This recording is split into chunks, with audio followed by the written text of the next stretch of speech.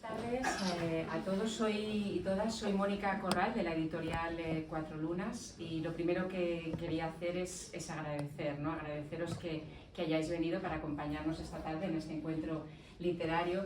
Por supuesto a Mariana y Paco de la librería Berlín por acogernos hoy aquí y prepararnos este espacio tan acogedor. También, y aunque no suele ser frecuente hacer mención de este oficio en las presentaciones, sí que me gustaría hacer un especial agradecimiento a Inés López Golpe, la agente literaria de Jorge Mayful, sin cuyo trabajo no habríamos podido, siempre en la sombra, ¿no? Las agentes literarias siempre trabajan mucho en la sombra, no habríamos podido disfrutar de la presencia de Jorge hoy aquí y mañana y pasado en Madrid, porque Jorge reside habitualmente en los Estados Unidos, donde imparte clases en la universidad. Y bueno, va a estar maravillosamente bien acompañado. Tenemos ahí a Carme Manuel Cuenca, a Vicent Corcorella y también aquí, a Pepa Úbeda. Y bueno, antes de darles la palabra a ellos y de adentrarnos, bueno, de que Carmen nos explique la faceta literaria y también académica de Jorge y de adentrarnos en el universo que es esta novela, El mismo fuego, os voy a robar solo 2 minutitos para explicaros nuestro proyecto editorial. Cuatro Lunas es un sello editorial que nace en mayo del 2023, así que estamos a puntito de cumplir los 2 años, y nace como parte de la celebración de los 25 años de trayectoria editorial de Calandraca.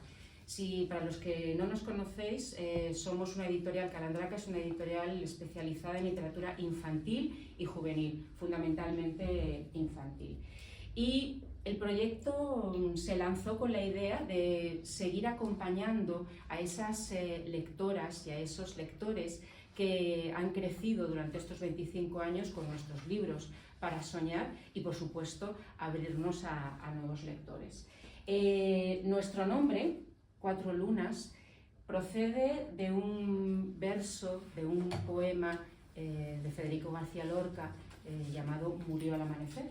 Y hay una cosa muy especial que a mí siempre me gusta resaltar en todas las presentaciones, y es que todos nuestros libros tienen ese recuerdo a ese poema en forma de QR, con una versión y una adaptación de la cantautora Kesia Bernabé, que os animo de verdad a escucharla porque es una delicia la voz que tiene y la versión que ha hecho. Cuatro Lunas tiene 4 colecciones: la colección de poesía, ensayo, narrativa y una 4ª colección que llamamos Nómadas, que es una colección de híbridos, esos textos a veces de difícil categorización que se saltan las costuras habituales de los géneros, ¿no? Por ejemplo, pueden ser textos que combinan poesía y ensayo. Y en Cuatro Lunas damos espacio a voces consagradas, como por ejemplo, a quien hemos citado, a Federico García Lorca, con Canciones, que fue el libro inaugural de nuestra colección de poesía y en el que está ese poema que nos da nombre, o otros autores como Manuel Rivas con Lo que queda fuera, o Bernardo Achaga con Exteriores del paraíso.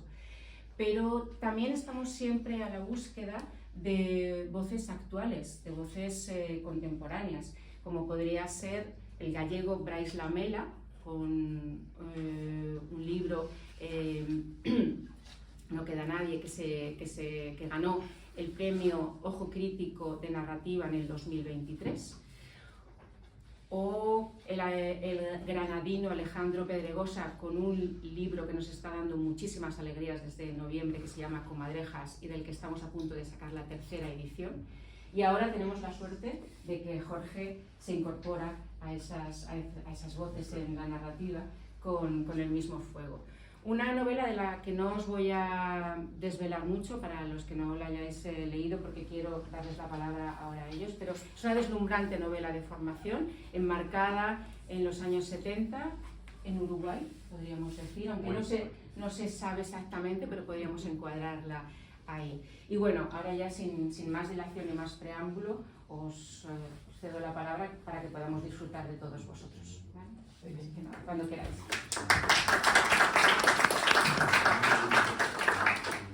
Muy bien. He traído unos cataloguitos, no muchos desde Madrid porque no tenía más, pero ahí podéis consultarlos y quedaros algunos si os apetece, ¿vale? Para que nos conozcáis.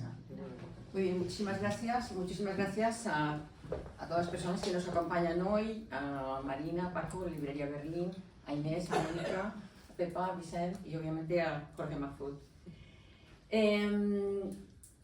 Soy profesora de universidad y en la Universidad de Valencia soy profesora de la Universidad de Valencia en el Departamento de Filología Inglesa y Alemania. Y tengo una colección de estudios norteamericanos que hace poco llegó al número 202. Pero en el año 2017 tenía un alumno muy inteligente que quería hacer un trabajo sobre narrativa norteamericana, pero tampoco sabía muy bien cómo, tampoco sabía mucho inglés. Y entonces yo le propuse un autor que escribiese en inglés pero que estuviese trabajando en Estados Unidos. Hay muchos autores. Y le propuse el nombre de Jorge Mahfoud. Algunos de las novelas de Jorge Mahfoud estaban en acceso abierto y este alumno trabajó, hizo un TFM muy brillante, tuvo una calificación de 10 y cuando en el año 2017, en junio, cuando ya después de la lectura, como es preceptivo y como es de cortesía mandada, yo escribí un email a Jorge Mahfoud porque le había ayudado, porque había estado en contacto con él y le agradecí. En ese email le agradecí todo lo que había hecho por mi alumno y como yo tenía esta colección de estudios le dije, bueno, si usted tiene alguna propuesta de algún estudio que usted haya hecho sobre literatura o sobre cultura norteamericana, política norteamericana, yo estaría más que contenta de poder evaluar esa propuesta. Me escribió inmediatamente y me dijo, desde hace un mes estoy en contacto con una amiga y me agradecía la invitación. Muchas gracias por la amable invitación, enviar alguna propuesta. Te enviaré en algunas semanas una breve colección de ensayos sobre cultura y política estadounidense que tengo más o menos armada y si no le sirve, y esto siempre lo dice, si no le sirve, estará bien de todas formas. 2017, 2025, he publicado 7 libros de Jorge Mahfoud.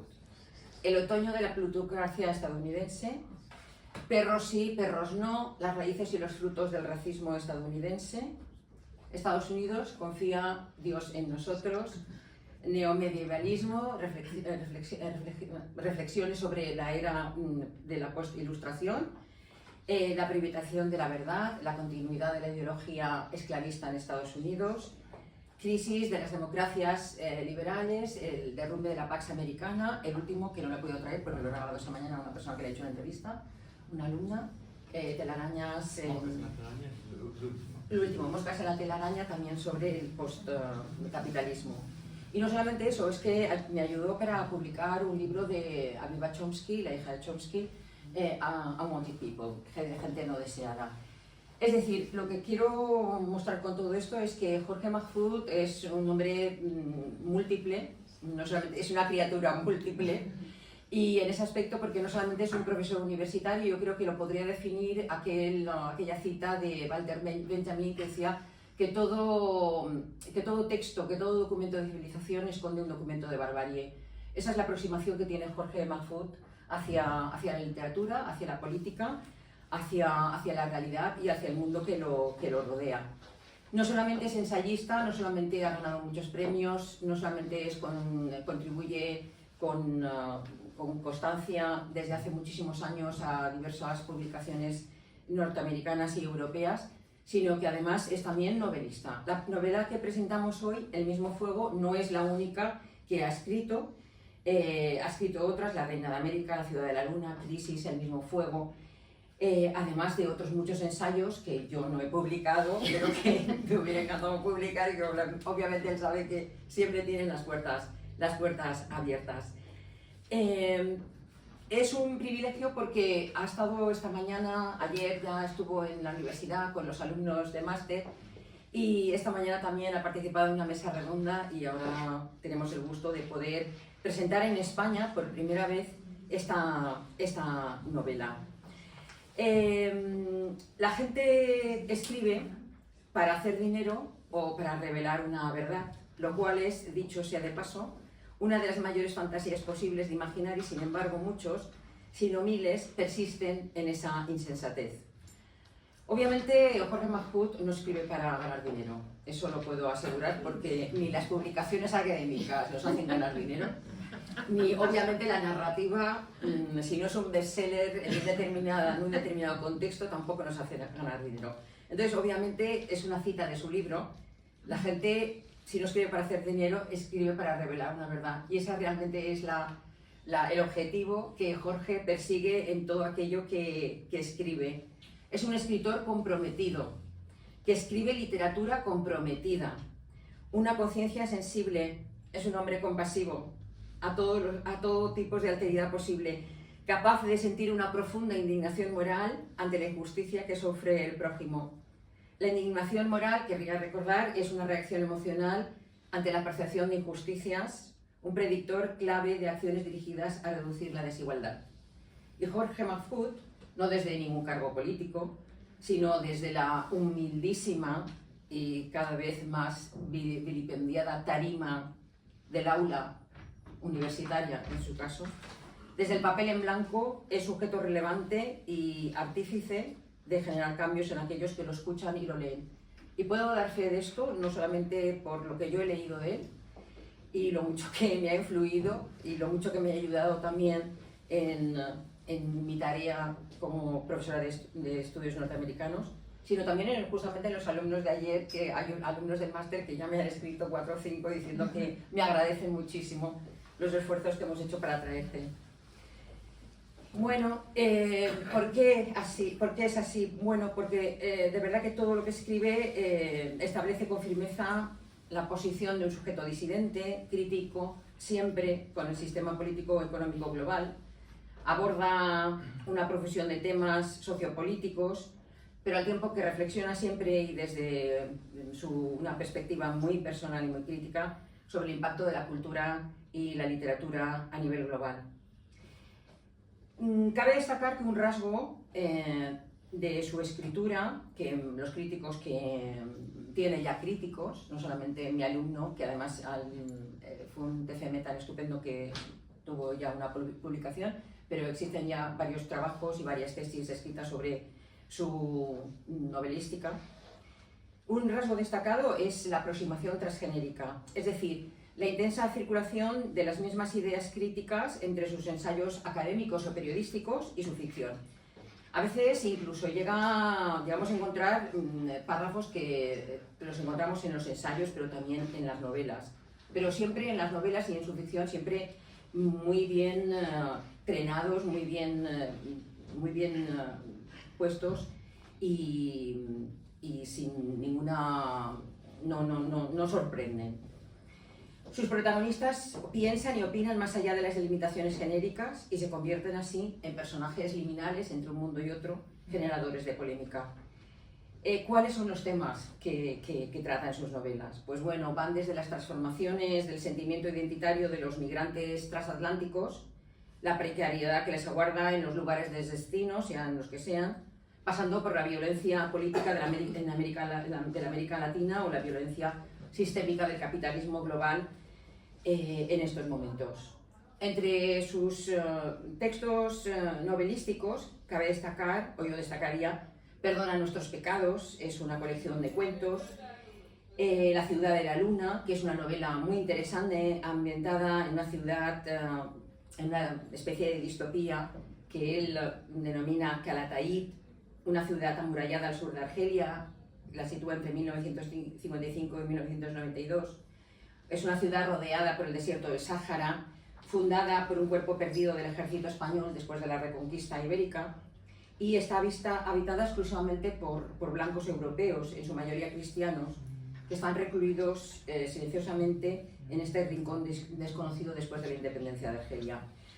Para sobrevivir en esta ciudad, en Calatayud, se han de cortar todos los vínculos físicos y culturales con el mundo exterior.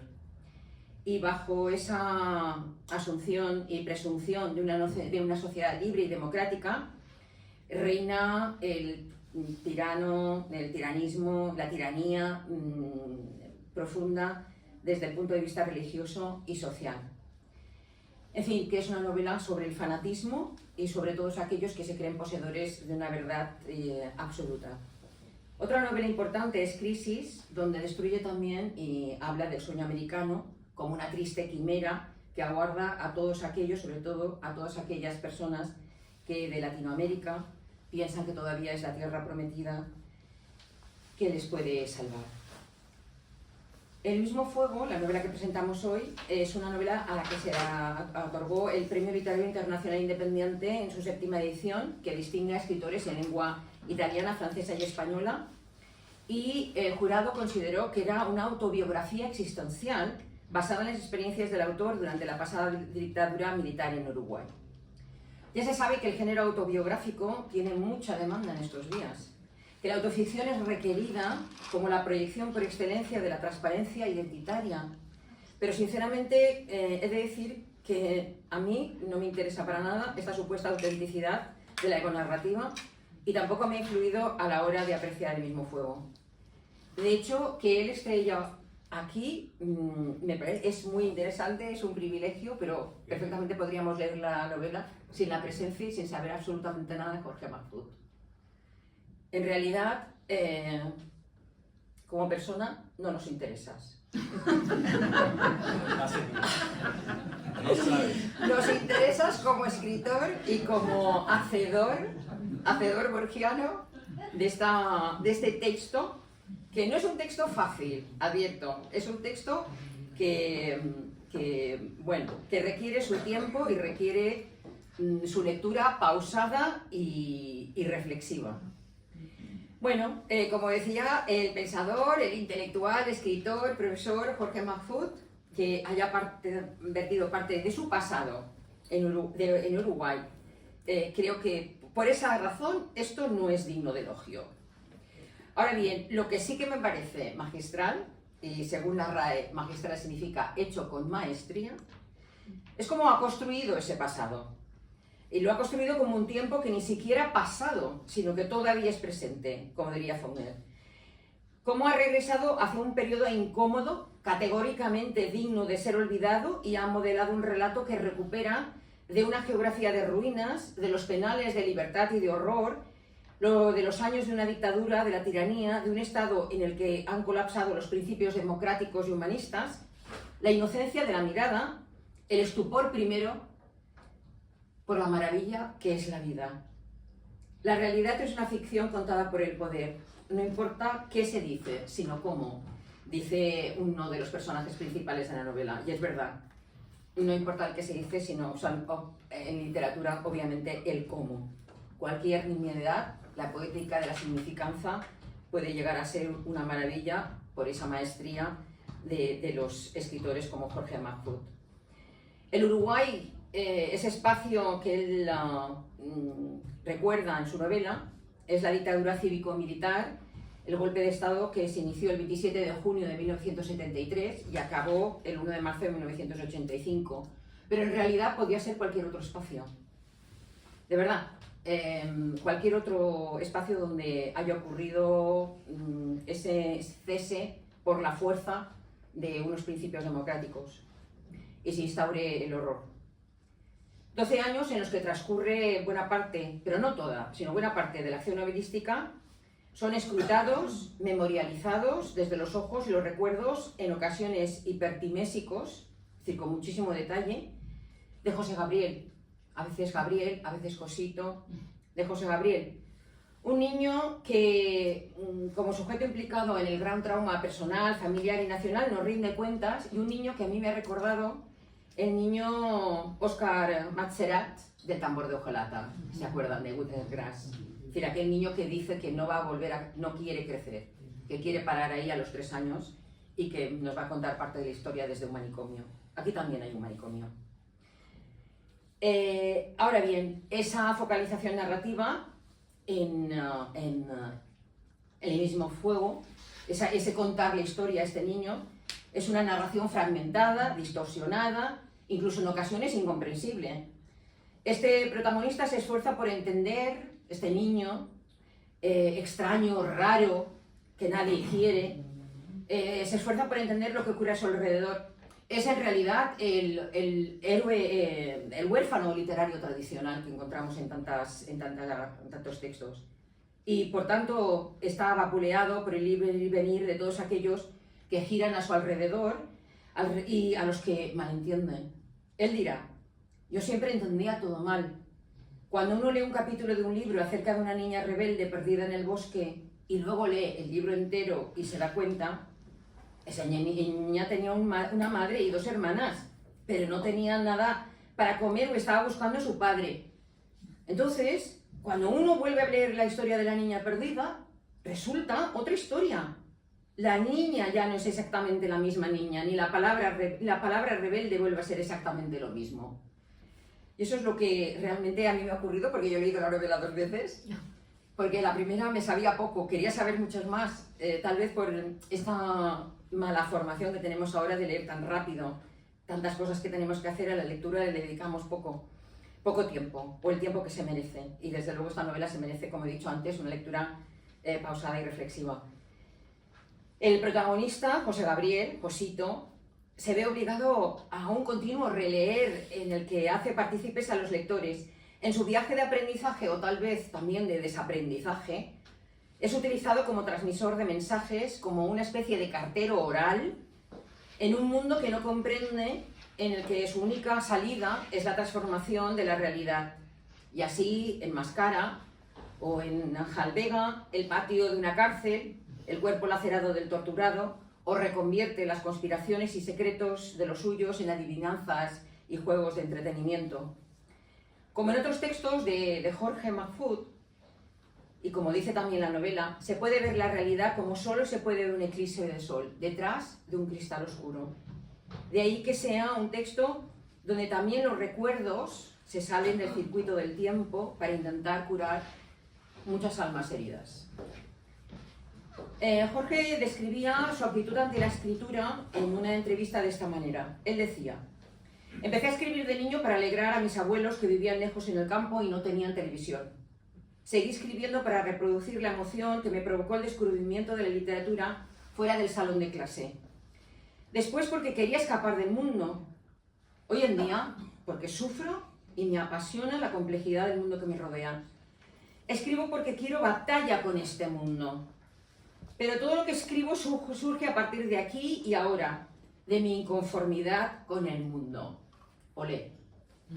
Una novela para leer es esta, pero mucho más para escuchar los silencios que se quedan atrapados entre las palabras, entre líneas, entre las alas de un aeropuerto, de un pasado aeropuerto, que en estos momentos está habitado por los idiotas.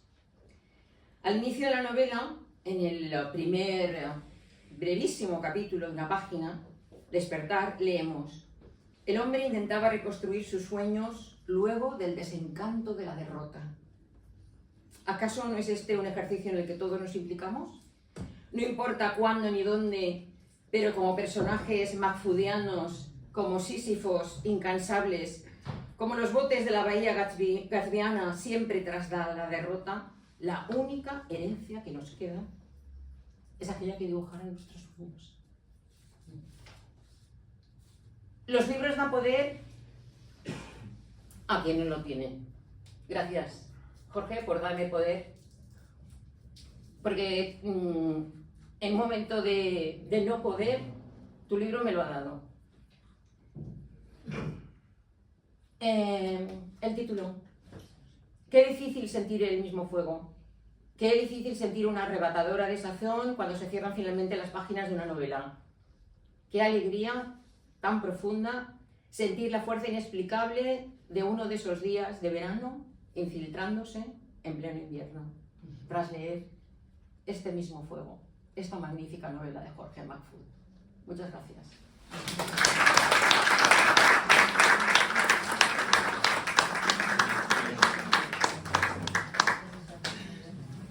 Sí, bueno, buenas tardes.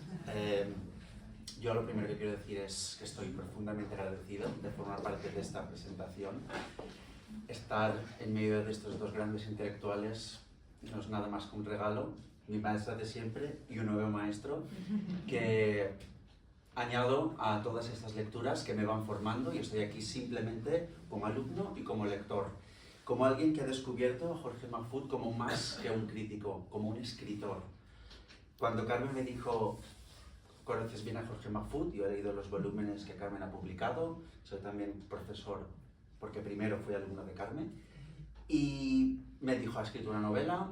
Al principio, tengo que confesar que estaba un poco escéptico. Cuando los críticos escriben literatura, cuidado, porque puede haber mucho adoctrinamiento. Empecé a leer la novela, la terminé en un día, y como Carmen, empecé a releer.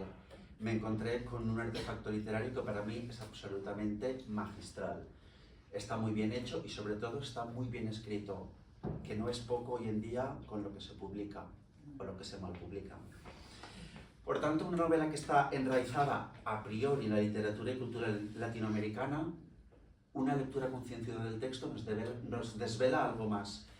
Es una novela que, sin pretenderlo, forma parte de lo que hoy en día se llama la literatura global. Es global, pero al mismo tiempo está enraizada en un sitio específico, puede ser Uruguay, puede ser cualquier cosa que nos remita a la violencia, a la dictadura, a la falta de libertad, a la opresión. Pero sin duda para mí lo que se destaca de esta novela es el poder de la escritura y una fuerza arrolladora del narrador. Un narrador al que, como ha dicho Carmen, no entendemos, nos desconcierta, ¿qué le pasa? ¿Es tan inteligente? ¿No lo es? ¿Debemos confiar en él? Como tantísimas novelas en las que al final la historia queda en un segundo plano y lo que resurge es cómo está contada. Esta novela es bella porque está muy bien contada. Lo que nos propone, como ha dicho Carmen, en este inicio, donde vemos a ese niño y a ese soldado, a priori el soldado lo tiene todo claro y el niño duda. Nosotros vamos a dudar con el niño, vamos a tomar parte por la historia que se nos cuenta fragmentada para que nosotros como lectores la vayamos construyendo y nos demos cuenta al final de que nada realmente está claro hoy en día. Este pacto tácito que nos propone el escritor es entre quién cuenta la historia, pero más importante para mí, quién quiere creerla. Es una historia que nos invita a estar despiertos, es una historia que, en contra del énfasis al que nos remite el título mismo, con esa etimología griega del énfasis, el título nos desconcierta y nos propone una novela de duda. Nosotros dudamos con Josito, con Gabriel, es una identidad que también fluctúa, y somos partícipes de este narrador especial y por ende de este relato histórico que el niño nos dice que no sabemos por qué hemos aceptado. Hay, desde luego, en la novela una alternancia entre discurso e historia en minúscula y entre ficción e historia en mayúscula. La única cosa que he leído sobre la novela no me ha gustado nada. Es un thriller. ¿Es un thriller? No entiendo nada. Para mí no lo es en absoluto. Para mí no solo es ficción, es un tour de force para que el lector pueda reescribir, en este caso literalmente, y eso se entiende cuando llegas al final de la novela, la historia contemporánea inscribiendo la ficción en realidad, porque la única manera de entender la realidad es a través de la ficción. Y no podía evitar, mientras leía la novela, un texto que me reverberaba en la cabeza, y una cita que me ha parecido no solo magistral, sino que podría definir perfectamente lo que le pasa al narrador, a este Josito. La cita dice lo siguiente, y cito: es más interesante mantener una idea vaga sobre los acontecimientos y obrar de acuerdo con ella, como generalmente no sucede, que tratar de encontrar un sentido sólido de la realidad. Esta cita pertenece a una novela que para mí es el reverso de El mismo fuego, una novela que yo leí fascinado y que se llama Lo imborrable, del que para mí es uno de los mejores escritores latinoamericanos y al cual Jorge Mahfoud no tiene para mí nada que envidiar a tenor de lo que he leído en esta novela. Y estoy hablando de Juan José Saer. Juan José Saer, escritor argentino, tiene una novela, Lo imborrable, donde en vez de Josito tenemos a Walterito. En vez de la dictadura uruguaya, tenemos la dictadura argentina. Son historias paralelas, pero aquí tenemos un reverso. Walterito se va a sentir absolutamente atraído por los militares, en cambio Josito nos va a hacer dudar y nos va a desvelar qué es lo que pasa a través de una supuesta ingenuidad que tiene muchísimo de inteligencia. Por tanto, el pasado, como bien decía Carmen, al que nos remite la historia, es un pasado que es presente, lo cual nos invita a ver cómo la historia, según la novela, no se ordena según una ley de progreso positivo, sino según la caprichosa minimización de sus acontecimientos, lo que aquí va a ponerse en duda. Por tanto, más que un punto de partida, el pasado es un punto de llegada para que la palabra narre. La historia del proceso de adquisición de sentido del pequeño José Gabriel nos abre como lectores un espacio representacional en el que los signos visibles en los que la historia va a bascular, que pueden emerger de una supuesta vida real ficcionada, como también se ha dicho, ponen en cuestión el relato oficial debido a un narrador muy hábil que problematiza el concepto de memoria. Por ello, la novela clausura el juego de la semejanza, tal como Foucault nos lo describió en su acepción de literatura moderna. Porque si la semejanza deja de ser un juego entre pasado y presente, la historia que cuenta la novela pasa a ser universal. Y entonces ya da igual que hablemos de la dictadura uruguaya del 73 o de cualquier dictadura o de cualquier país con falta de libertad, porque al final lo que se amplía es el concepto de dictadura. Es, creo, también una de las lecturas que subyacen en este cuento moderno. Por tanto, lo que nos propone, a mi entender, la novela es un ejercicio metaliterario que moldea un pasado muy presente, como decía Carmen aludiendo a Faulkner. Es decir, al final es una meditación de qué es una dictadura. Es más allá, o mucho más que un pasado con gobierno autoritario, con un poder concentrado. Es hoy en día un vaciado ideológico que las nuevas generaciones no saben cómo llenar. Es un adoctrinamiento perimetrado por unos valores religiosos determinados que también están presentes en esta educación. Y al final, un intento de deslegitimar algo que se está desdibujando hoy en día, la conciencia de clase. Por tanto, en un contexto político y social complejo, sea Uruguay, sea cualquiera que tenga esa falta de libertades, con unos personajes que tienen muchas capas a través de los cuales explorar temas que siguen estando en primera línea de la actualidad, solo hace falta atender a las noticias, se significan conceptos de como la identidad, cuál es la forma de ejercer la violencia, o qué es incluso la violencia, la lucha entre el individuo, o a lo mejor vale la pena decir el individualismo, porque hay mucho de cultura norteamericana que se ha estado afectando en Latinoamérica, o al final un intento de afirmarse dentro de una sociedad alienada que no encuentra explicación, como Josito. José Gabriel, si atendemos a Gabriel, este segundo nombre, Gabriel es un arcángel en la Biblia que hace de mensajero enviado por Dios a determinadas personas. Es lo mismo que va a hacer Gabriel no con su tío Carlos, sino con nosotros como lectores. Él es el encargado de desvelarnos, es ese arcángel que nos desvela los mensajes debido a esa hipertimesia que le confiere una naturaleza especial. A través de esos mensajes que él va a revelar, a veces sin darse cuenta, al lector, a través de esos recuerdos con otros protagonistas, vemos la historia del tío Carlos, de la represión política, del tío Arturo, el político que duda, de la abuela, de Daniela, de la población indígena.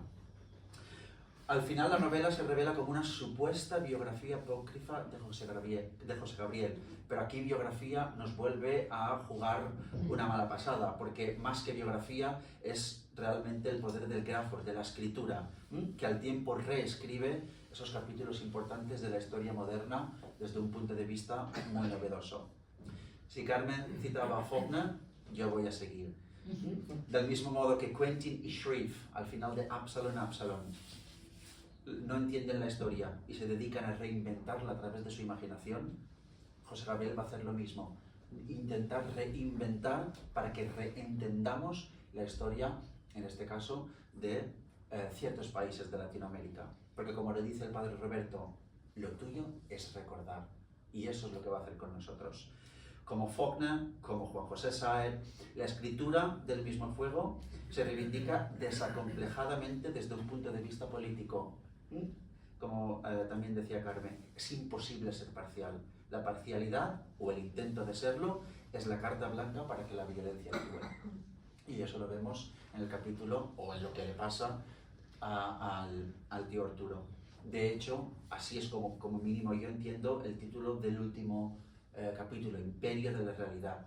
Es una realidad bañada por el imperio, por el imperialismo. Pero además la narración, sin pretenderlo, es absolutamente moderna. Es un ejercicio transnacional en toda regla, porque la injerencia estadounidense no solo sobrevuela el relato, sino que tiñe ciertos capítulos. Y aquí hay un didacticismo literario muy bien hecho, muy bien trabado, que nos remite obviamente a los estertores de la Operación Cóndor y todo lo que pasó en Latinoamérica en el siglo XX. Es una injerencia que desborda los límites y que afecta a toda la capa de la sociedad. Como dice Carmen, también a los retardados, a las personas con discapacidad, que también están aquí, y remite obviamente a todas las leyes eugenésicas y a todas las formas de violencia perpetrada contra cualquier forma que pueda alterar el relato que ellos quieren establecer. Por tanto, para mí el título de la obra es directamente una declaración de intenciones. El mismo fuego. Si el fuego, ya desde el principio de los tiempos y en la Biblia, es ese purificador, aquí ese fuego purificador se apaga sin ideología. Se puede interpretar como una metáfora dolorosa sobre este conflicto interno y externo que los personajes a los que los personajes se enfrentan. Pero ese fuego para mí simboliza la destrucción. Es un aviso de que la única antorcha que prende es la del compromiso. Muchas gracias, Jorge.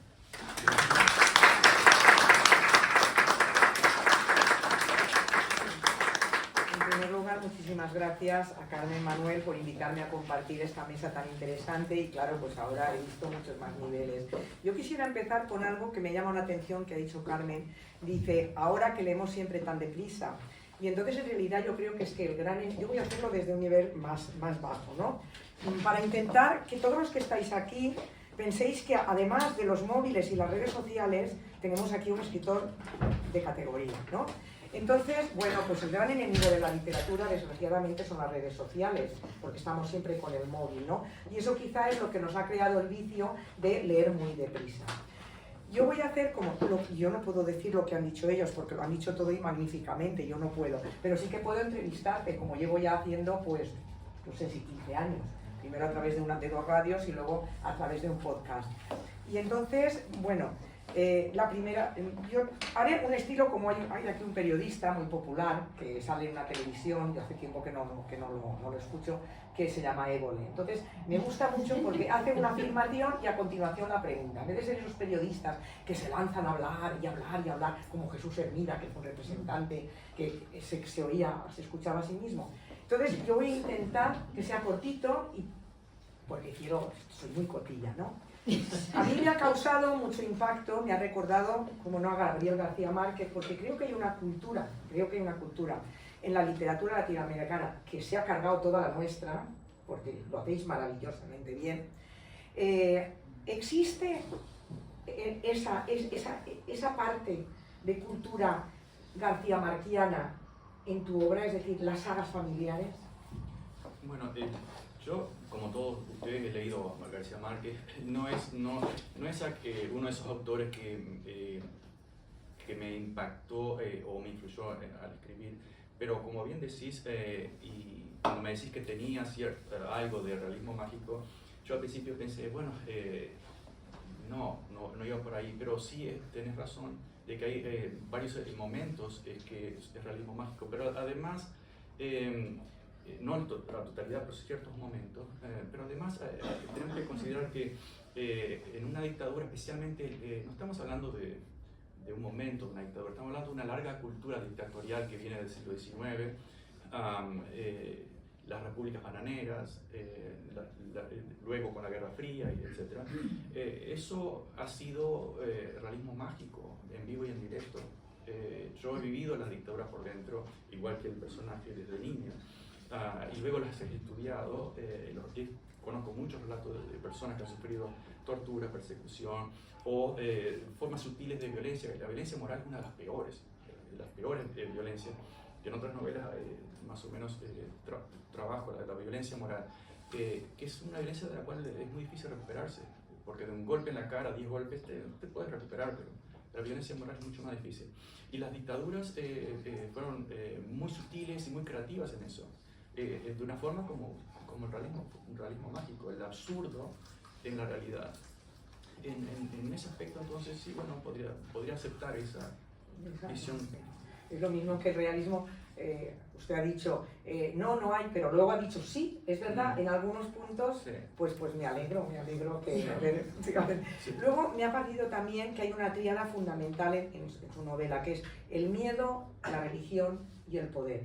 Yo había pensado en la religión católica, pero usted me ha dicho, no, y la evangélica también. Sí. ¿Qué hay de eso? De hecho, yo respeto todas las creencias religiosas, etc. Es decir, no es una crítica a la religión, pero sí a su uso político, que ha sido histórico desde miles de años, pero especialmente cuando uno está en dictadura, el fanatismo político está enlazado al fanatismo religioso. Y de hecho, en América Latina, la propia CIA y de otros grupos, por ejemplo, Pat Robertson o otros televangelistas, apoyaron directamente las brutales dictaduras en Centroamérica, como la de Napoleón Duarte en El Salvador, en Guatemala, Ríos Montt. Fueron apoyados no solamente por Ronald Reagan recientemente, sino también por otros televangelistas, por la simple razón de tener compartir una misma fe religiosa, que es muy protestante. El catolicismo no logró separar ética de fe, y el protestantismo sí. Entonces, y por eso que hemos visto acciones brutales, y uno puede decir, pero ¿usted cree en el paraíso? ¿Cómo hizo eso? Bueno, pero estoy en la fe correcta, eso es lo que importa. Si murió mucha gente, bueno, pues son circunstancias, pero estaba en la fe correcta. Ese es un fanatismo radical. Y bueno, yo también tuve una abuela que quise mucho, que era protestante, tenía sus amigos que la visitaban. Mi abuelo era ateo, sufrió la cárcel por ser de izquierda. Y bueno, los recibí en su mesa y les decía, son todos bienvenidos, pero no me hable de religión. Y yo, obviamente, que incluso me llevaron a algunos templos a rezar y todo, y veía como un espectáculo bastante tétrico en muchos aspectos. Pero claro, esa es parte de mi visión, o la visión del niño. Como bien perfectamente dijo Carmen, el autor no importa, pero bueno, como es una presentación de un libro y me está preguntando, respondo. Pero creo que sí, ese fanatismo está muy entrelazado con la violencia política, la violencia moral, la violencia del patriarcado, y así seguiría, ¿no? Y es parte de la violencia moral que aparece, y hay varios personajes que incluso ven cosas, y ahí puede ser un cierto aspecto de realismo mágico también, como si fuera real, es decir, ver la realidad, narrarla como si fuera algo real, pero de todas formas hay una cierta distancia del niño y incluso sobre todo del lector o del narrador sobre si realmente eso es simplemente una alucinación o no. Recordemos que nuestra vida real está llena de alucinaciones, por ejemplo, para empezar, los sueños.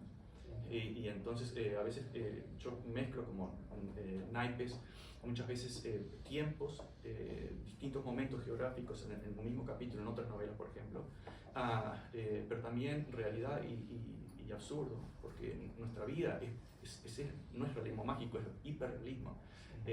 Cuando el realismo de hecho es una fantasía, que pretender de que bueno, esta mesa es real porque la puedo golpear. Bueno, en los sueños también puedo golpear una mesa. Entonces ese cuestionamiento de realidad o esa frontera fina o no clara entre realidad y lo que llamamos ficción es parte de nuestra realidad global.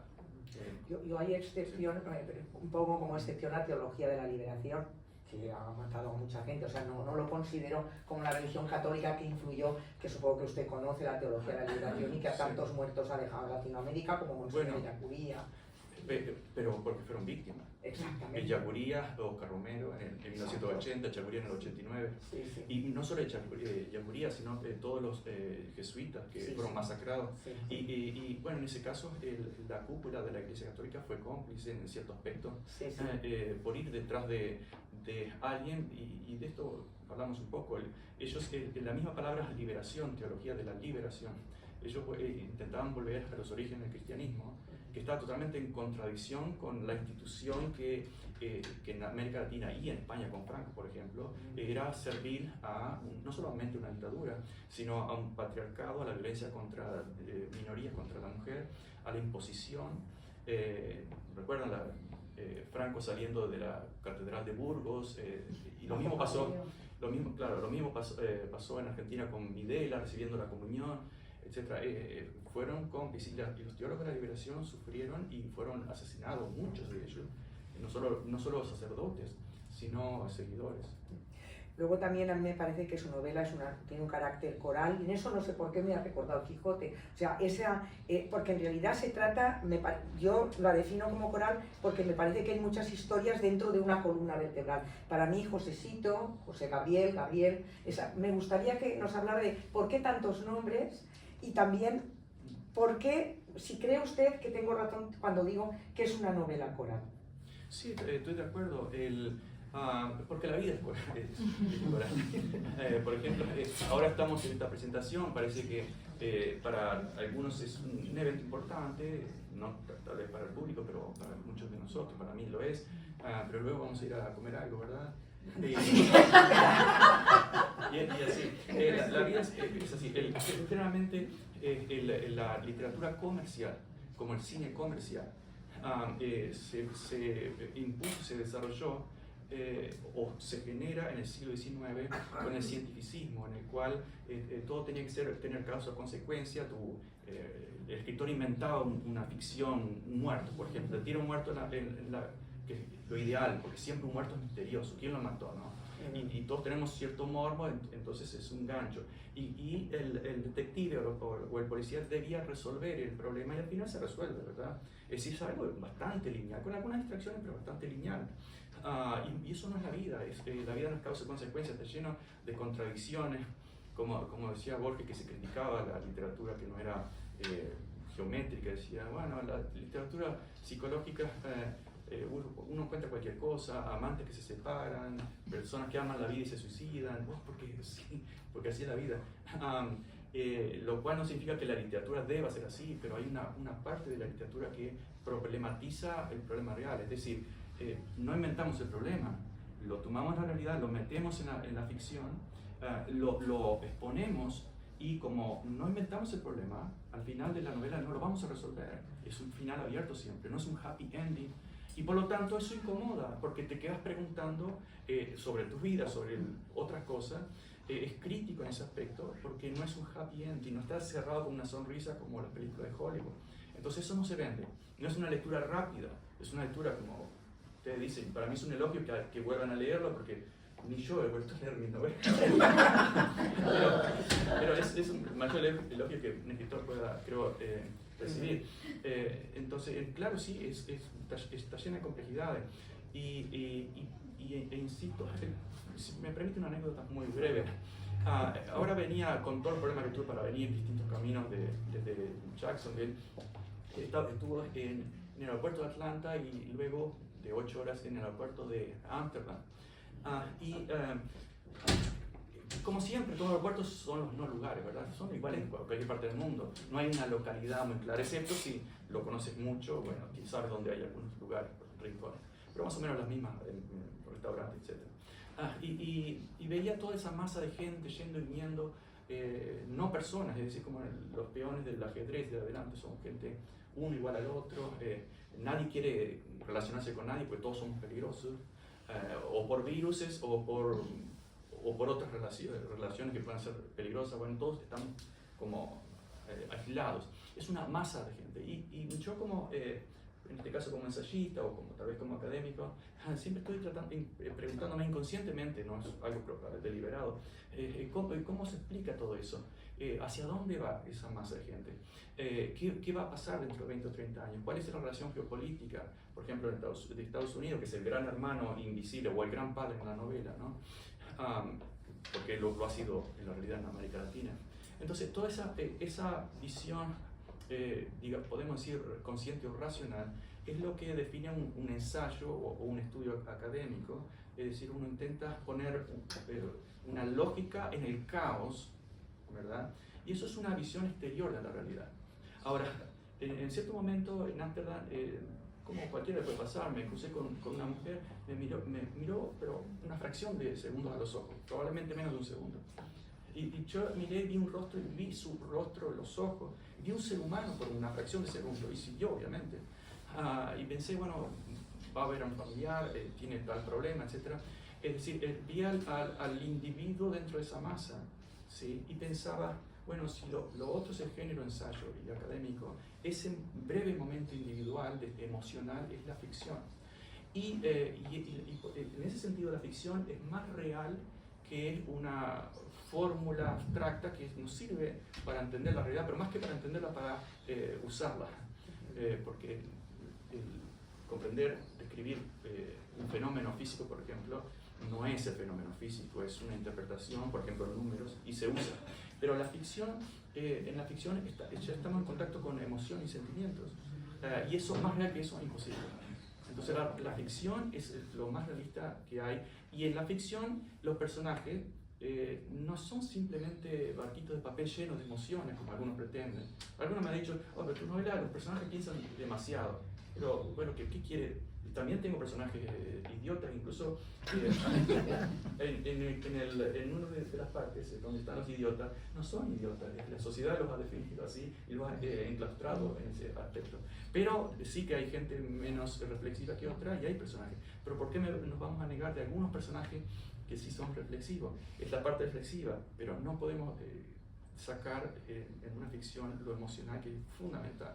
Y los procesos de escritura son radicalmente distintos. Pero somos esa integridad, esa complejidad contradictoria. Y creo que tu observación se aplica a la realidad misma. Sí, sí. Bueno, me ha llamado también la atención que hablaba antes de las posturas detectivescas, y en esta anécdota que nos ha contado, en realidad su postura es la de un detective. ¿Qué pasará? ¿Va a haber a un familiar? ¿Va a hacer esto? ¿Va a hacer lo otro? O sea, está creando, está generando creación. Puede ser, pero es una interrogación emocional. Sí, sí. Porque yo no sé ni me interesa su vida privada, no, pero me puedo imaginar ese ser humano que tal vez, bueno, va con ella a ver a alguien o tiene un problema, bueno, un familiar enfermo, etc. Pero además los ojos, la mirada, por esa fracción de segundo, me revela un ser humano que lo siento, y desaparece. Pero la masa es la masa, no es algo abstracto. Sí, pero la creatividad nace de la emoción.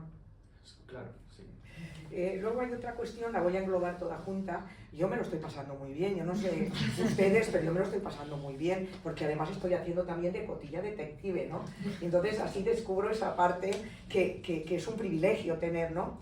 El tiempo, o sea, yo creo que es fundamental la memoria y el paso del tiempo. Me parece muy importante en esta novela. ¿Está de acuerdo? ¿Y qué nos puede decir de eso? En muchos aspectos, como decía, de un aspecto social a un aspecto individual. El aspecto social, obviamente, la historia está hecha de olvidos, ¿no? Estratégicos. Y de ahí proceden los crímenes, los grandes crímenes, la mentira, las justificaciones para violencia, la violencia en guerras, en violencia política, etc. Entonces, claro, la memoria es fundamental, no es historia, la memoria es un rescate, sobre todo aquello que se ha sido enterrado a propósito. Y en el caso de los individuos, como el mismo personaje, el niño dice, es lo que somos memoria. Recuerda que en muchas culturas el pasado está hacia adelante, ¿no? Y el futuro hacia atrás, pues no lo vemos. Pero es lo que tenemos enfrente del pasado, ¿no? Y somos nosotros. Sin memoria no hay identidad, no somos quienes somos. Bueno, aquí ya sabemos todos que tuvimos una dictadura y que la memoria, precisamente, yo he entrevistado a muchos nietos, sobre todo ha sido no la generación de los padres, sino la de los nietos, los que están recuperando la memoria, y eso, la frase popular es, si perdemos la memoria, es que vamos a repetir, Es- o peor, lo vamos sí. a hacer mucho Y peor. no por casualidad, en todas partes del mundo, en Estados Unidos, en Europa, en América del Sur, en todas partes, la memoria se está revelando como el gran problema de los poderes políticos y financieros. No es por casualidad que hay un ataque permanente a aquellas víctimas que insisten en recordar. Porque la memoria no es que, bueno, ya recordamos los desaparecidos, ahora vamos a olvidarlo. No, es un trabajo que debe ser mantenido vivo. Y por lo tanto no podemos reprocharle a las víctimas o a aquellos que están tratando de recordar quiénes fueron violados, masacrados por el poder. Y el poder eso le incomoda, obviamente, y lo va a demonizar como lo está haciendo en este momento. Sí, sí. Luego otra cosa que me ha llamado la atención es que a pesar de ese carácter como un poco de la espiritualidad que hay en la novela, veo que también es una novela muy sensorial, porque trabaja, por ejemplo, el tema de los sentidos. El sentido, por ejemplo, parece como una gran enciclopedia culinaria de la memoria que el niño participa, ¿no? Se desarrollan sobre todo los que he visto, la vista, el olfato, el gusto y el tacto. Sí, a veces, para mí el olfato es fundamental. Sí, eso es muy femenino, el olfato es Sí. muy femenino, ¿eh? Es el olfato que más potenciamos las Yo mujeres. sabía que Ya tenía lo he algo visto. especial. Sí, por ejemplo, yo huelo perfumes, incluso a veces en los comercios cuando mi esposa va a ver cosas y yo me aburro, entonces voy a las velas, por ejemplo, el lugar donde hay velas y el aroma, y cierro los ojos y huelo y me transporta, por ejemplo, a mi casa y pienso en mi madre en los años 70, por ejemplo. O en otro lugar. Es decir, sí, claro, de hecho nuestra cultura consumista ha perdido la capacidad de sentir el mundo. Recuerdan, y además como adultos, cuando éramos niños, y ustedes lo sabrán, no importa la edad que tengamos, estábamos en la escuela y el lápiz tenía un olor, tenía un color, la goma la olíamos, los libros lo olíamos. Ahora, claro, no vas a ver una pantalla, pero además, incluso aquellos que venimos de esa generación, entre dos mundos muy distintos, hemos aprendido a utilizar el lápiz, a utilizar la goma y a descartarlo. Es decir, hemos empobrecido nuestra vida de una forma radical. Hoy tenemos una capacidad económica para aquellos que no estamos sufriendo situaciones extremas, muy superior a la que teníamos cuando éramos niños pobres. Sin embargo, nuestra capacidad, nuestra accesibilidad nos hacía mucho más felices y nos humanizaba mucho más. Es decir, el consumismo nos ha deshumanizado con un exceso de estímulo. Yo recuerdo vivir un tiempo en Mozambique, donde trabajé como arquitecto y diseñaba barcos, bueno, ayudaba en un astillero, y iba al Mato, o en una ciudad antigua portuguesa abandonada, y recuerdo a la medianoche, solamente con la única luz de la luna, y es decir, el estímulo eléctrico de las luces era cero, excepto la luna llena, que proyectaba sombras oscuras de los árboles, y los nativos estaban caminando ahí como sombra, y a mí me producía una impresión poderosísima que hasta hoy lo recuerdo los olores, la impresión que me dio ese momento. Es decir, a veces el sobreestímulo es una forma de anestesiar, es como cuando antes te iban a poner una inyección y te golpeaban la piel varias veces hasta que te la atolondraban y te ponían la inyección. Bueno, algo parecido en nuestra cultura del sobreestímulo. Y entonces la literatura en ese aspecto es un estímulo interior muy poderoso, donde no ves muchas luces, muchos efectos especiales, muchas interrupciones, sino que es hundirse en una realidad interior muy profunda. Y a mí me parece mucho que se ha perdido la cultura del consumismo, ha matado ese aspecto, es un aspecto humano importantísimo. La literatura nos humaniza de una forma radical, pero claro, el mercado nos interesa que nos humanicemos, nos quiere consumidores. Sí. Bueno, ya está Marcel Proust y la Madalena, yo creo que Orígenes 8 o 9 libros, me parece, ¿no? O sea que todavía le queda a usted mucho, ya pasé a hacer eso. Luego, otra cosa que me da la atención, ¿por qué Gabriel, Josecito? Bueno, a mí me llaman Jorge, Mahfoud, profesor. Tengo varios nombres, yo estaba en duda si llamarte Pepa o Josefa. Sí, ya me ha contado la ya te anécdota. expliqué, pero mejor no dejarla por la...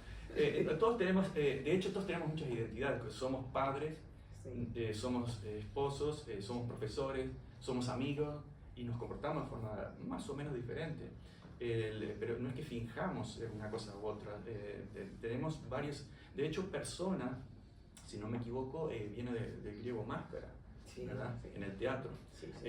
Y de hecho estamos vestidos, ¿verdad? No somos nudistas, estamos vestidos y no es que estemos mintiendo deliberadamente, simplemente hay ciertos, somos actores en cierta medida. Claro, también hay otros guiños, por ejemplo, José Gabriel, está Gabriel, obviamente el arcángel en las dos religiones, cristiana, islámica, etc. Pero también está en América Latina la tradición de José Gabriel, el Tupac Amaru, que es una figura relevante incluso en la Guerra Fría, como los grupos de rebeldes basados en esa tradición de resistencia al imperio, o el caso de la mitología indígena. Yo he hecho un estudio largo desde México hasta Perú, etcétera, donde se pueden ver patrones comunes. Y uno de ellos es la sangre del mártir, de la víctima, se regenera y aparece otro elemento como el de la novela y otras novelas mías, donde las cosas se repiten generacionalmente, o la víctima o el mártir, en este caso José Gabriel, renace en su pueblo.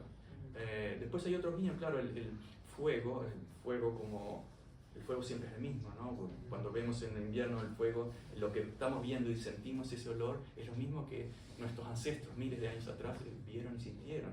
Es exactamente el mismo fuego, no hay ninguna diferencia, ni en olor ni en visión. Pero además fuego, en este tipo de contexto en América Latina, cualquier país de América Latina en este caso, es fuego de armas, por ejemplo. Y es un guiño a mis queridos amigos, sobre todo Eduardo Galeano como amigo muy personal, pero es un guiño al Gracias por el Fuego de Mario Benedetti y a la Memoria del Fuego de Eduardo Galeano. Entonces, claro, hay distintos niveles que no todos los lectores van a estar conectando con eso, pero yo como escritor me estimula ese tipo de diálogo intertextual.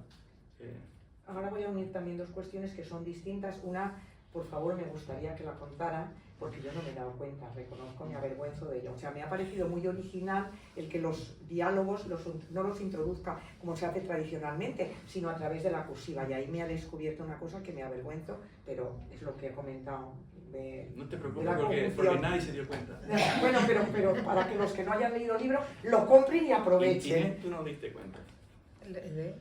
Bueno, no, lo otro es que no existen, casi en su, lingüísticamente hablando, no existen dialectalismos. Es como muy estándar, la he visto como muy normativizada la lengua. Bueno, porque no es Uruguay, la palabra Uruguay no está mencionada. No. No es Nicaragua o Guatemala. Claro, no ha querido que se... Ya está, ahora ya lo entiendo. Ya lo entiendo. Pues lo de... Sí, pero no es eso lo que querías decir. No, era eso, sí, esa era una. Ahora ya entiendo, me ha resuelto la duda. Ahora ya sé por qué, porque era una manera de que no se sepa en qué país se podría ubicar. Es el famoso relativo. Sí. Sí, eso es. Porque en el idioma español, el conjuntivo, el relativo que es una marca del español, es importantísimo. Yo, por ejemplo, en la ciudad de la Luna, introduje una técnica de cubista, en el sentido de... Mi amigo Chomsky dice, bueno, todos saben, la gramática universal, en cualquier idioma tenemos sujeto y verbo mínimo, y generalmente objeto, en todo idioma, a veces en distinta posición, pero la tenemos. Eso es universal. En el caso en el cubista, yo intenté introducir varios sujetos en una misma frase, por lo tanto aparece en español, el sujeto está muchas veces no omitido, sino escondido en el verbo, o incluido en el verbo, porque es una lengua romance. Y entonces eso hacía que la ciudad fuera la protagonista, porque habían varias perspectivas en una misma frase. Yo, tú, él aparecían en la misma frase. Pero claro, no abusé mucho del método porque podía cansar al lector, y además necesitaba unas páginas de entrenamiento. en este caso, el muchacho tiene lo que hoy dirían una condición especial, ¿no? Todos tenemos una condición especial. La única diferencia es que nunca nos etiquetaron porque no íbamos al médico, al psicólogo. Entonces, bueno, yo me acuerdo, mi esposa decime, por ejemplo, me miraba en la televisión, una vez había publicado una novela en Uruguay, la primera, y dice, te compré, de hecho este mismo saco me lo compró ella, le costó muchísimo, pobre, teníamos dificultades económicas, y me dijo, te compré un saco, te compré un montón de ropa nueva, y te fuiste a la entrevista a Prendo Televisión con toda la ropa de la obra de la arquitectura. Y yo le decía, mira, no te preocupes, porque mientras esperaba me di cuenta que tenía medio de 2 colores diferentes. Entonces, claro que eso hoy en día se llama, tiene muchas etiquetas psicológicas, ¿verdad? Que por un lado uno puede decir, bueno, es una ventaja, porque al menos sabemos cuál es el problema del niño, pero por otro lado es una estigmatización y lo limita mucho. En nuestro caso nos decían, no molestes acá, anda a resolverte por otro lado, y teníamos que resolvernos, o teníamos pánico de hablar en público con una persona tímida como yo, del interior, en la capital, de exponer ante cientos de personas, y tenía pánico. Nadie me preguntaba de cómo te sentís, como ahora mis estudiantes, hoy tengo cierta condición, no puedo hacer esto. Andá y no molestes, presentá tu idea y listo, a mí no me interesa. Si no la presentás, perdés el curso. Entonces hay ciertas diferencias, pero el niño tiene una condición especial y por un lado fortalezas y por el otro lado ciertas debilidades, como todo el mundo. Y en el lenguaje quería expresarlo eso, y casi naturalmente comencé a omitir esa palabra que repito, en español es fundamental, especialmente cuando mencionaba García Márquez, como por ejemplo en Otoño del Patriarca, o Ulises, pero en español. ¿Cómo logras hacer una frase de un capítulo entero sin nada? ¿Cómo? Gracias al qué. El qué te va uniendo todo. ¿Sí? Entonces el qué en español es fundamental. Y yo pensé, ¿cómo escribir en español quitándole, mutilándole un elemento tan importante? Y empecé a escribir de esa forma y me di cuenta que sí se podía. Y es muy bueno desde mi punto de vista notar que ningún lector nunca se dio cuenta, porque quiere decir que tan mal no hay tantos tropiezos. ¿Puedo hacerle? Tenemos tiempo para que le haga un par de sketches. Luego también otra cosa, lo ha utilizado muy poco, o sea, con mucho equilibrio, es el hecho de una cosa como muy inglesa, ¿no? Que es no 2 adjetivos, ¿no? 4, 5 y 6 adjetivos. Me ha llamado también mucho la atención, ¿no? Entonces, ¿por qué?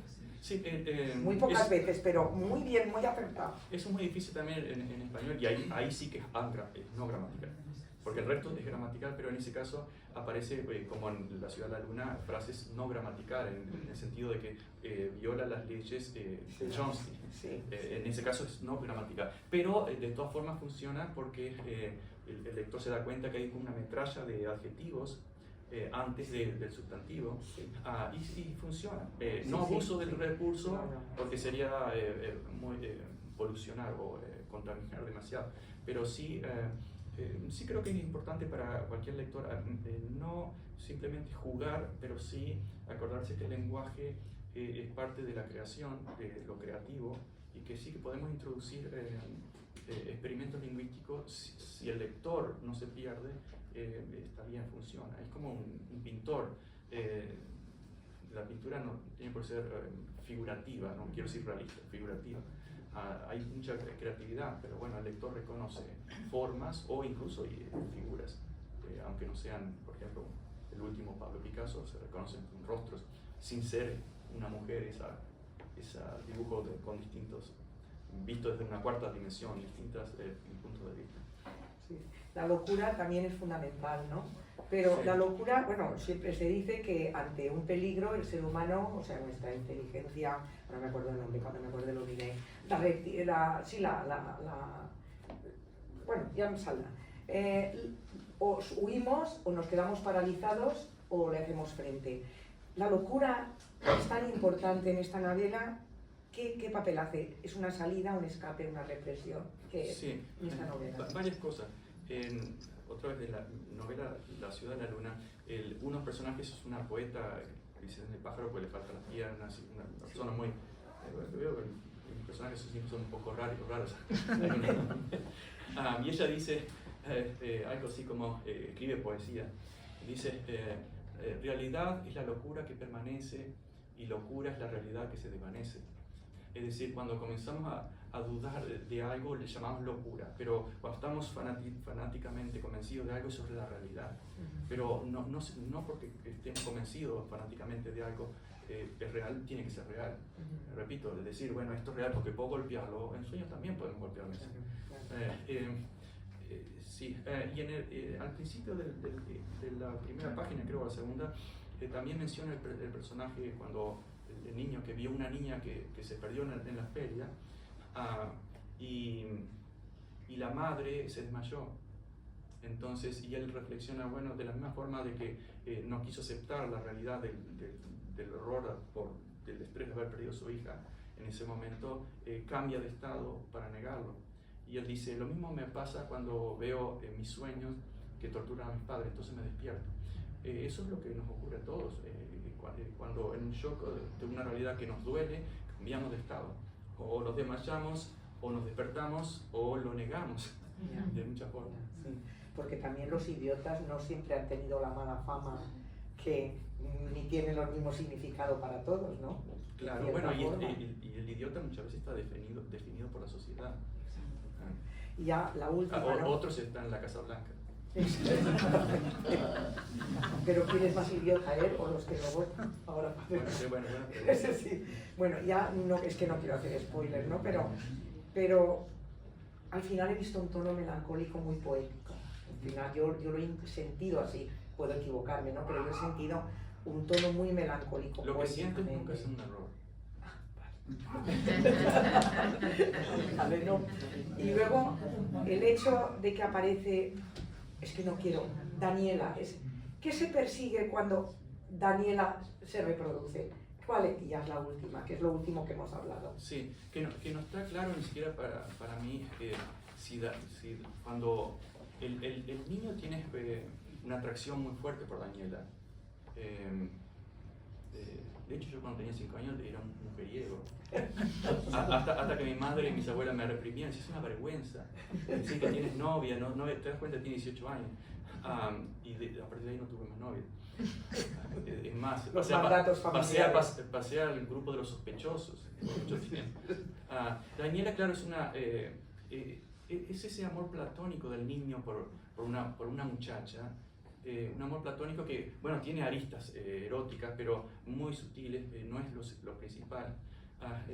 Y ese es también la admiración, esa admiración tan bonita que tienen los adolescentes por una chica o por un chico, en el caso de o lo que sea, mujer o hombre, no importa. Pero sí es una admiración por la otra persona que no es exactamente amor, pero es un sentimiento muy bonito, que luego en la adultez perdemos muchas veces. Dejamos de admirar, incluso dejamos tal vez por la vida, no sé, pero de admirar profundamente a algún científico o a algún actor, pero eso es muy propio del niño y de la adolescencia. Y para ir a tu pregunta, al final aparece Daniela, que él la echa de menos, obviamente, y aparece como la Daniela que él conoció cuando era niño. Y aparentemente es la hija de Daniela, pero sabe demasiado. Entonces, pero no lo cuentes. No importa, porque no es un thriller. Es decir, cuando termine el libro no van a resolver ningún misterio, pero es también como una forma de eterno retorno, ¿no? También hay en otras novelas mías el concepto o la sensación de que todos los miedos y los amores, o cualquier emoción profunda que sentimos, es exactamente lo que sintieron nuestros abuelos o bisabuelos, pero en un escenario totalmente diferente, tal vez en países diferentes. De hecho, los inmigrantes, a veces pienso, ¿por qué mis abuelos emigraron de distintos países? ¿Qué historias había detrás que nunca contaron? Y simplemente miro hacia adentro y pienso en mis esperanzas y mis miedos, que ellos sí seguramente lo tuvieron de alguna forma o de otra. Es decir, hay un eterno retorno, incluso hasta genético, y además porque todos compartimos la condición de ser humano.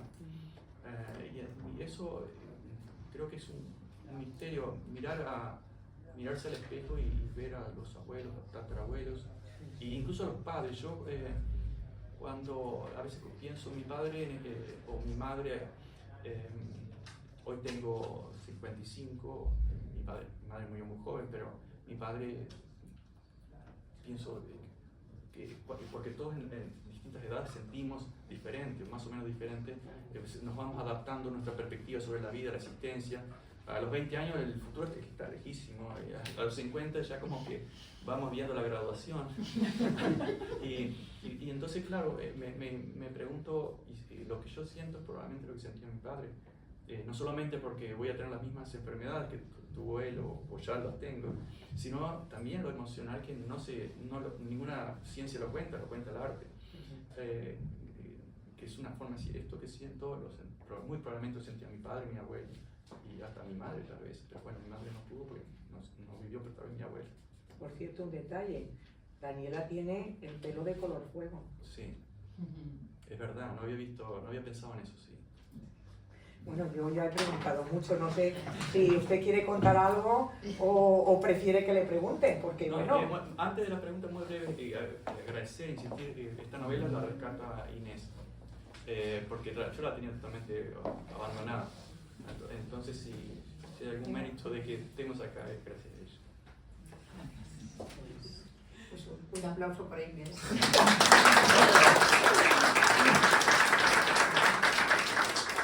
No quiere preguntar Sí. a nadie. Pero Ahora- sí, si hay alguna pregunta, comentario. ¿Dónde está el vino? No hay.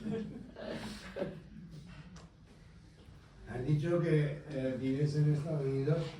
Explícanos, por favor, porque yo no lo entiendo lo de Trump. Yo no lo entiendo. Tú que vives, me refiero más respecto al mundo cultural, ¿no? Sí. Exacto. Yo creo que ni Trump lo entiende porque él se sorprende cuando gana la primera vez. Como otros presidentes como Clay en 1844. Y cambió Estados Unidos porque le terminó quitando la mitad de México, la mitad del territorio mexicano. Pero es un fenómeno, yo creo que todas las figuras están la historia y la situación va eligiendo las personas en un momento indicado, en un tiempo indicado. Por ejemplo, Obama fue el primer presidente negro o afroamericano porque era el momento. Y lo mismo después de que la cultura americana reacciona contra esa inaudita ofensa de tener un negro en la Casa Blanca. Muchos no lo dicen, pero fue una reacción como el Tea Party, etc. Y aparece alguien que tiene un largo historial, incluso familiar, de discriminación, racismo, etc. Y eso está en el ADN de Estados Unidos y del mundo anglosajón, el concepto de supremacía blanca tectónica que precede a Hitler. Hitler aprende de toda esa tradición y él lo reconoce, de hecho. Y eso está en el ADN. Ahora, no quiere decir que todos los estadounidenses sean así, pero desde el punto de vista estructural, económico, eso se explica por dos razones. Primero, de que Estados Unidos fue secuestrado por las grandes corporaciones esclavistas que se convirtieron después del esclavismo en corporaciones capitalistas que existen hoy en día y no pararon nunca de acumular más poder y más riqueza, de poner jueces en la Corte Suprema, de escribir las leyes directamente, como recientemente, etc. Es decir, hay un tema de progresivo secuestro del resto de la riqueza de Estados Unidos o de los beneficios de la economía estadounidense por una élite. Eso ha seguido creciendo. Ahora, desde el punto de vista internacional, los grandes llamadas democracias, que no eran democracias, anglosajonas especialmente, y Francia incluida en los últimos siglos, han construido su estabilidad y su progreso gracias a la colonización, a las masacres, al robo masivo en Asia, África y en América Latina. Hoy en día ya esa vampirización de todas esas colonias, esa brutalización cultural pero también económica, y esos muertos, que estamos hablando de cientos de millones de muertos, está eso calculado, que nadie habla de los muertos del capitalismo, son varios cientos de millones, directos, pero indirectamente mucho más. toda esa estructura está colapsando y obviamente que el bienestar ya es más difícil. La clase media estadounidense está sufriendo no solamente el aspecto económico, se están endeudando, están dándose cuenta de que ya no son trabajar ya no es suficiente, nunca van a llegar a tener la estabilidad que tenían los padres, etcétera, etcétera. Entonces hay un sentimiento, no un entendimiento, pero sí un sentimiento de derrota y decadencia, y cómo actúa una sociedad que fue orgullosamente número uno, líder, el imperio. Bueno, lo mismo que como hizo Italia o Alemania, cuando se siente derrotada, humillada, reacciona echando mano al fascismo. Y el fascismo siempre mira hacia atrás. El fascismo ama el pasado y MAGA es Make America Great Again. No se sabe en qué periodo quieren volver hacia atrás, pero lo obvio es volver atrás. ¿Por qué volver atrás? Porque no nos gusta el presente y no nos gusta el futuro tampoco, porque podríamos decir, bueno, ¿por qué no sigamos construyendo? Sigamos tan bien como venimos, porque no esa no es la realidad. Y un tercer factor es un factor geopolítico muy claro, que es el traspaso de poder de noroccidente a Asia. Y bueno, y China es el gran objetivo de esa destrucción. Recuerden que el mundo anglosajón se construyó siempre destruyendo la competencia. Igual que la gran corporación. La gran corporación no compite, destruye la competencia. Lo que compite son los pequeños negocios. Bueno, las grandes corporaciones privadas como la West India Company, la East India Company, fueron y destruyeron a principios del siglo, fines del siglo XVI, principios del siglo XVII, directamente los países más prósperos del mundo, que tenían el 64% de la economía del mundo, que eran China, India y Bangladesh. Estaban en principio de una revolución industrial mucho antes de la revolución industrial de Inglaterra, y fueron a fuerza de cañón y destruyeron todo. Fueron primero empresas privadas, más tarde, siglos después, especialmente el siglo XVIII, obviamente empresas privadas con los cañones británicos y franceses apoyando. Y después, en el siglo XIX, ya directamente colonizando, y luego Estados Unidos volviendo al origen del imperialismo a través de las grandes corporaciones y el gran poder militar apoyando y viendo cuándo es necesario intervenir. Además de la colaboración de los ejércitos latinoamericanos, como aparece incluso de una forma muy sutil en la novela, que fueron ejércitos funcionales para reprimir los pueblos latinoamericanos, porque la función de un ejército es actuar en defensa de una agresión exterior. Eso no fue nunca, o casi nunca, el caso de los ejércitos latinoamericanos, porque cumplieron la función complementaria de los grandes imperios, actúan en la arena geopolítica internacional, e internacionalmente la represión era de los ejércitos nacionales. Toda esa situación brutal, en nombre de la libertad, como los esclavistas, que en nombre de la libertad expandían la esclavitud desde antes, fue siempre a través del fanatismo, como decía al principio, sobre todo el calvinismo, que dio vuelta completamente la teología cristiana, más allá de que el catolicismo fue brutal en muchos aspectos, sobre todo cuando los cristianos que eran perseguidos en el año 325 se convierten en oficiales persecutores, no solamente de los no cristianos, sino de los apócrifos, de los otros cristianos, quemando evangelios que no les gustaban, hasta dejar 4.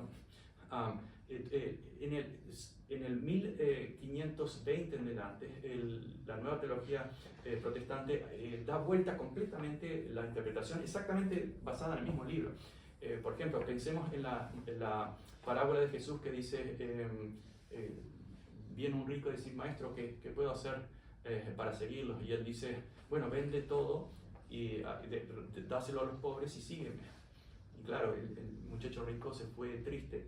Y Jesús dice, créanme que es tan difícil que un rico llegue al cielo que un camello entre por el ojo de una aguja. En realidad el camello no era un animal, sino una cuerda de puerto camel muy gruesa, pero no importa, la idea es la misma. Es decir, la riqueza era un obstáculo. Cuando surge el capitalismo con la privatización de todo, de tierras que eran públicas, incluso en Europa, se privatiza todo, se comercializa todo, el trabajo también, y obviamente la religión sufre un impacto, o por lo menos acompaña el proceso. ¿Cuál es el proceso? El calvinismo lo que hace es decir, no es que ser pobre sea una ventaja, es una desventaja. De hecho, si como Dios ya decidió quién se pierde, quién se salva, eso no está en el catolicismo todavía está a favor de la libre albedrío, pero como ya esto está decidido, no puede hacer nada para salvarte.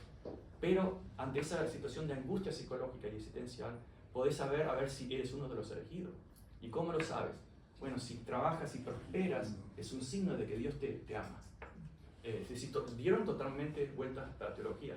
¿Y cómo hacer eso? Bueno, explotamos el mundo, explotamos la propiedad privada de negros esclavos, son propiedad privada, pero ¿qué pasa con la moral? La moral no importa, porque lo que importa es si estás en buen camino de la buena fe, de la fe correcta. Ese fanatismo facilitó el arrase no solamente de tierras indígenas, la destrucción de las democracias indígenas que encontraron, sino también la expansión permanente hasta toma México, luego el resto del mundo. Ahora, ¿qué pasa? Todo eso está llegando a un límite material. Ya no podemos dictar en todas partes del mundo lo que deben hacer. Ya nos cuesta más matar a Lumumba, por ejemplo, en el Congo, o a Allende en Chile. Ya nos cuesta más. La opinión sigue siendo manipulada a través de las redes sociales, a través de los medios, sigue siendo manipulada, pero ya es más difícil que antes. Y tenemos otro elemento. Todos los ejemplos de posible éxito, como el Chile de Allende, cualquier tipo o plan B que pueda presentarse como un posible éxito, fue destruido porque el miedo era que hubiese un ejemplo positivo en el cual la gente pudiera inspirarse.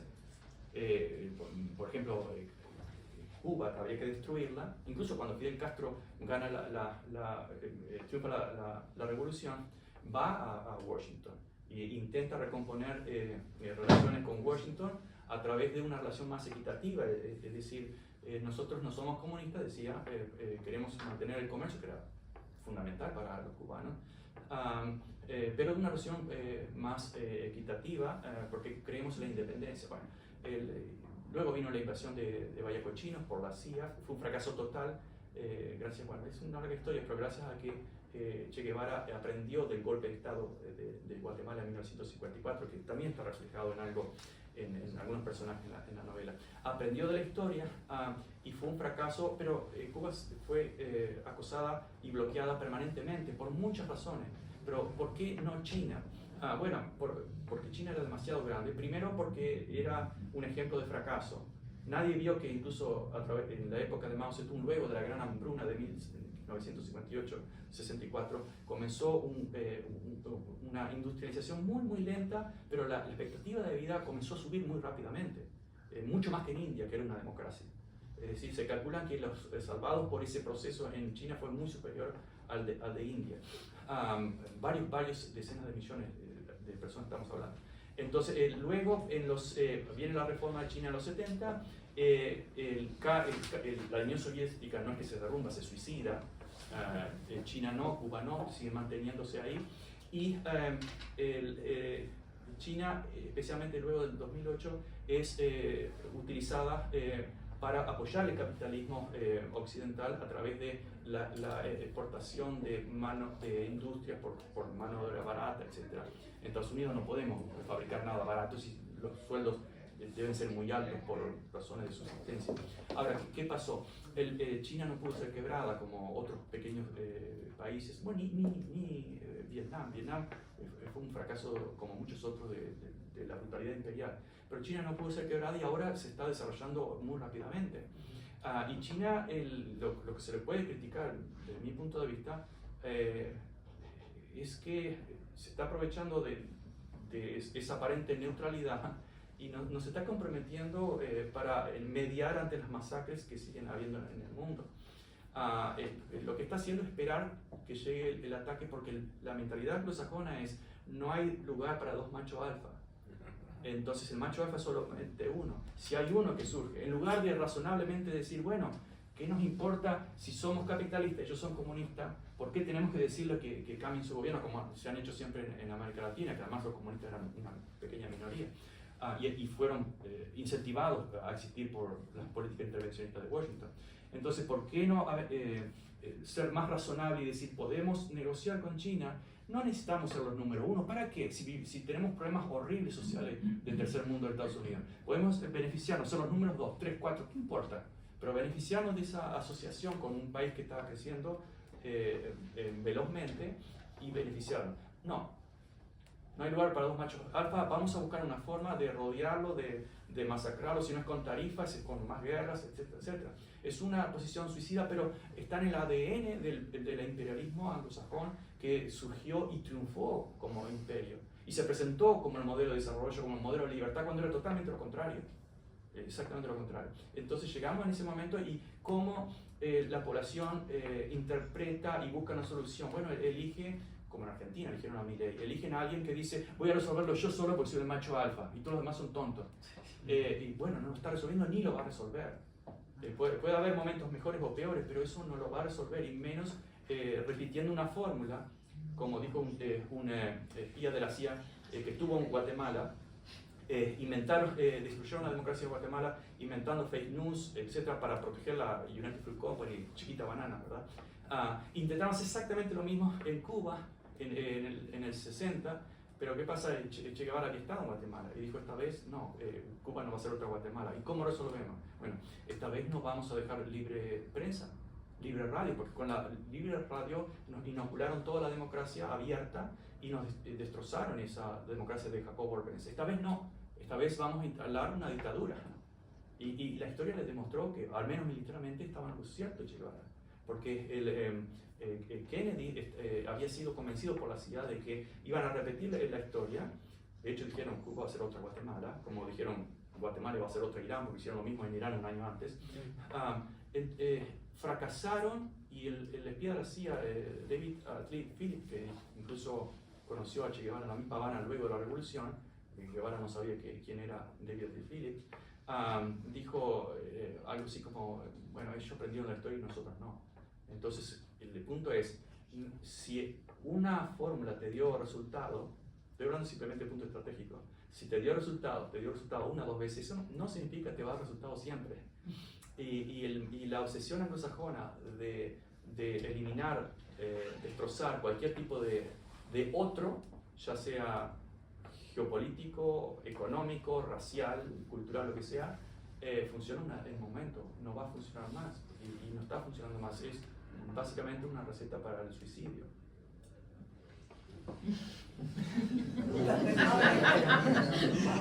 Y sin embargo, a mí me da la impresión de que a Trump le gustaría ser como el presidente chino, que envidia. Sí, claro.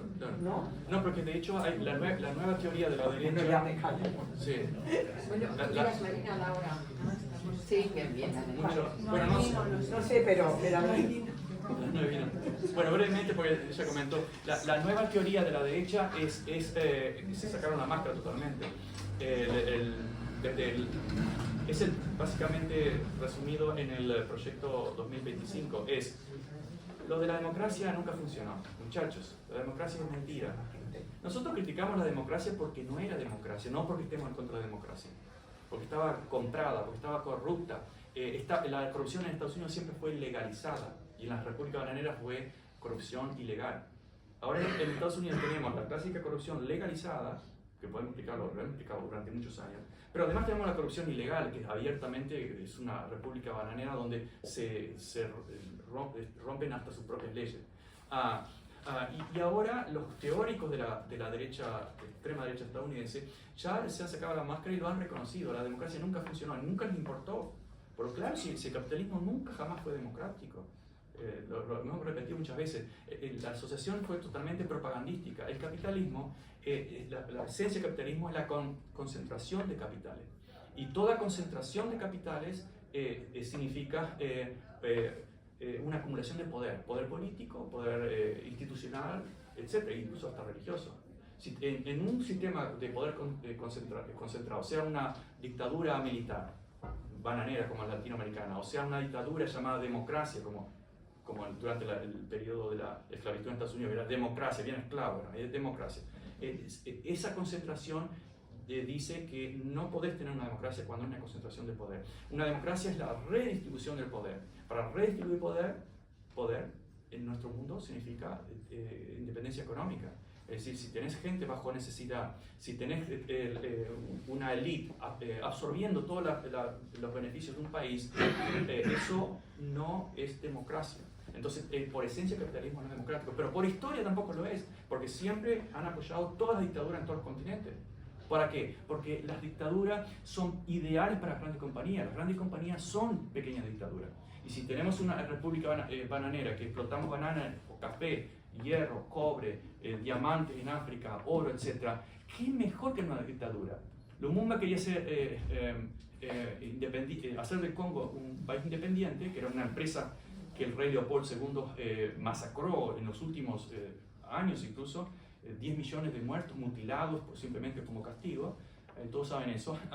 Y Patrice Lumumba simplemente era un independentista, que incluso hasta fue a Nueva York a pedir ayuda para su independentismo, y le dijeron, no, aquí no. ¿Por qué no? Porque Wall Street tenía intereses con Bélgica para explotar el cobre del Congo. Entonces, ¿cuál fue la solución? Bueno, ante el ataque de la nueva república, Patrice Lumumba era, en ese momento, a principios de los 60, era primer ministro elegido democráticamente, dijo, acá estamos liquidados acá, entonces vamos a pedirle a la Unión Soviética que nos mande algún armamento por una vía comercial. Ideal, la clásica, lo mismo hicieron otros países latinoamericanos. Oh, miren, pidió ayuda a la Unión Soviética comunista, vamos y los eliminamos.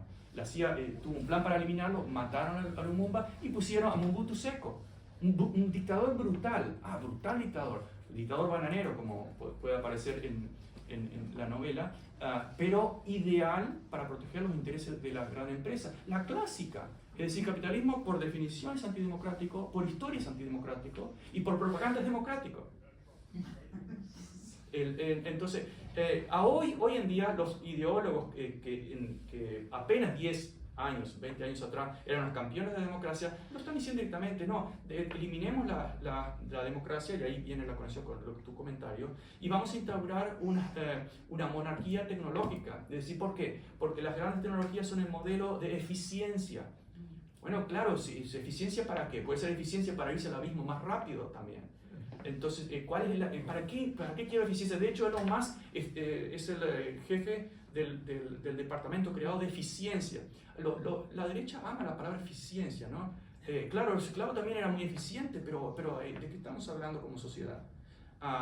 Y ya no me interesa la democracia, lo han dicho explícitamente, la democracia es un problema. Ahora Trump quiere presentarse un tercer término, lo cual es inconstitucional, ha violado muchas reglas, muchas leyes, debía estar preso si no hubiese sido elegido, porque ya lo encontraron culpable de violación, de evasión, de todo lo que se pueda imaginar. Y está acostumbrando a la población simplemente a lo que viene, que es un intento de golpe disimulado, golpe de Estado, para que ya la democracia molesta. Claro, y la gente, como en América Latina, ¿por qué es un problema la democracia? Porque la democracia significa que de vez en cuando la gente dice no. Y si yo tengo intereses e inversiones, no quiero que la gente me diga que no, quiero que me diga que sí, nadie proteste. Es muy eficiente en la República Bananera en Estados Unidos, y eso explica básicamente por qué Trump. Yo no pregunto más ya, porque no, la gente tiene que comprar el libro, eso no puede ser. Tiene que comer, tiene que dormir. No, tiene que comprar el libro. Bueno, pues acabamos aquí, muchísimas gracias y un aplauso a...